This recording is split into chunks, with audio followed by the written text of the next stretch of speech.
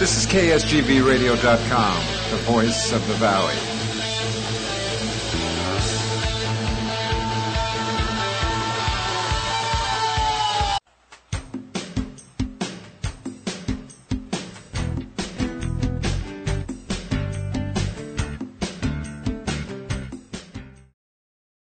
Hey, welcome everybody. It's Tuesday night. Usually we do a replay, and we would actually be doing. Last night was our Revolutionary War show, and we normally would be playing a rebroadcast of it, but tonight we have a special in-studio guest.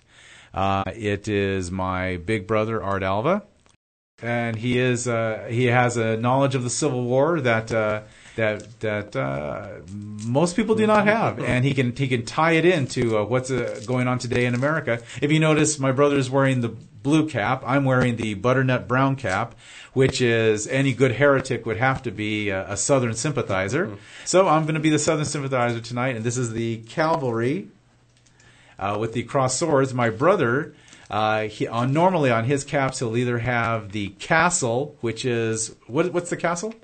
The castle was and it still is, the Army Corps of Engineers. Army Corps of Engineers. We've heard a lot about them lately with what's going on with our flooding up here in the mountains, but also the earthquake in Haiti, and also with the Katrina hurricane. The Army Corps of Engineers are the ones who, it fell upon them to rebuild the levees and to stop the leak. So my brother will carry that.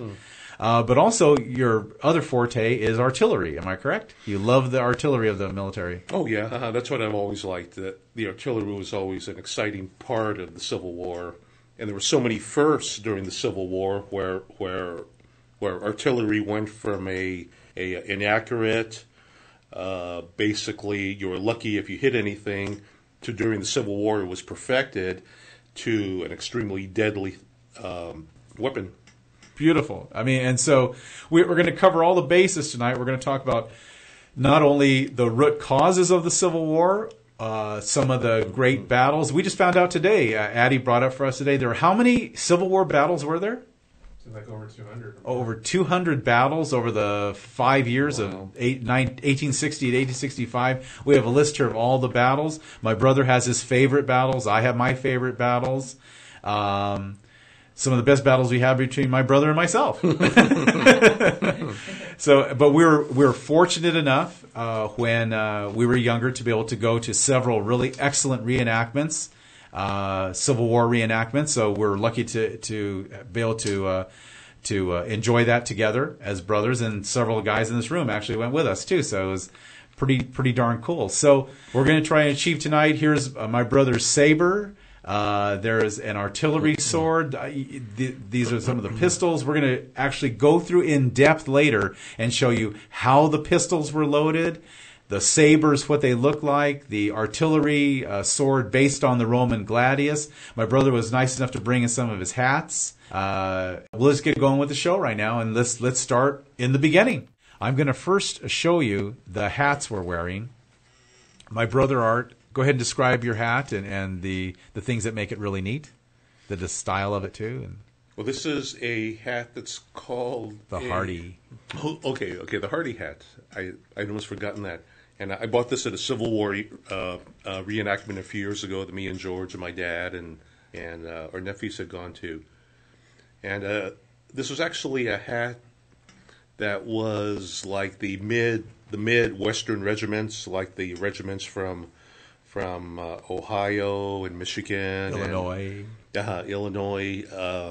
Indiana. Yeah. So they were like the Midwesterners, or that part of the country, like the northern Midwest area, that wore this type of hat with the uniform, and they were predominantly the troops that were with Sherman when he made his march from. Wow, what a piece Tennessee of history. to Atlanta, and then to Savannah, and then to the Carolinas.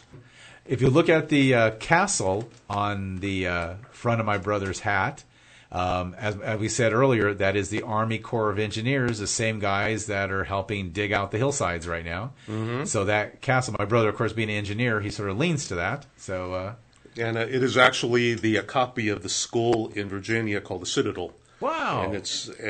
And that's where at one time that was the school for the Army Engineers, so that's where they got that symbol. That is so cool. I didn't know that. What's it on the side there, on the where the brim is folded up? Oh, here? Uh-huh. Just an emblem, just a United States emblem. That is so beautiful. I mean, but look at the panache that the American Army used to have. These really cool hats. Of course, now we wear Kevlar helmets so we don't get our heads blown off. But still, look at the feather on the side. The gold braid around it. I mean, that's a beautiful hat. And it's a very American hat. That's what I like about it, too. You know, of course, nothing wrong with the French and their uniforms, but this is really an American style, a unique American style at the time. So that is so cool. That's what I like about it. Beautiful hat. This hat here is a officer's kepi.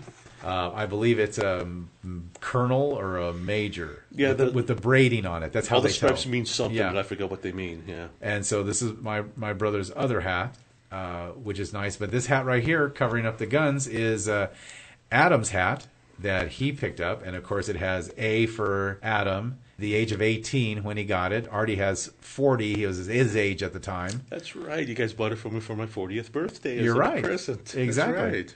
So it has the cross cannon. So that is, of course, artillery, which is my brother's also love, and Adam's love too. They love the artillery part of it. So as you see, this is what the common foot soldier and the common artillery foot soldier, I guess, because they were walking behind the cannons, would wear. And that's beautiful, the cross cannons. Now, to bring it all together, I'm wearing the Southern hat. This is the butternut.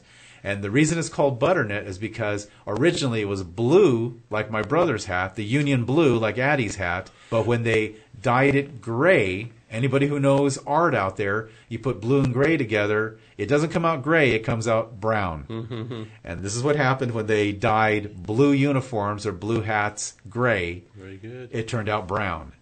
And I'm wearing the famous Foreign Legion flat back here to cover your ears and back of your neck so you won't get a red neck. Ooh, hey, that worked out good. Cover up your neck. And plus it gives it a really classy look. But I didn't put my age or anything because I'm so vain. No, I'm just kidding. I am actually 50 years old, so I'm not making this up. And but on top, I have the cross swords, which is the cavalry. And so a cavalry guy would wear something like this to protect his neck. He's on a horse riding all the time, and he needs a cover. And I could also unflap it more, cover up my face too, in case I need to, fight dust or anything. So we have different type of regiments. What would you say, regiments or divisions or what the different groups? We have the engineers, the artillery, cavalry, and then this could be a regular foot soldier. So and the infantry. The horn. That's right. That's right. During the Civil War, the horn was There you go. that symbol of the infantry. We have a nice little bugle here, and this would be for the infantry. So if you saw a guy walking beside you and he had the cross cannons, this guy, fired cannons. He had the bugle, and he was infantry. And then I would be cavalry, and that would be the engineers. Hey, man, that time has just flown. Oh, it is flying, isn't it? We'll take a break. We'll come back, and we'll finish up the show and talk about some of the weapons we haven't spoke about first, some of the other neat stuff we have here, and then we'll talk about the assassination of President Lincoln and what was used then. Let's take a break.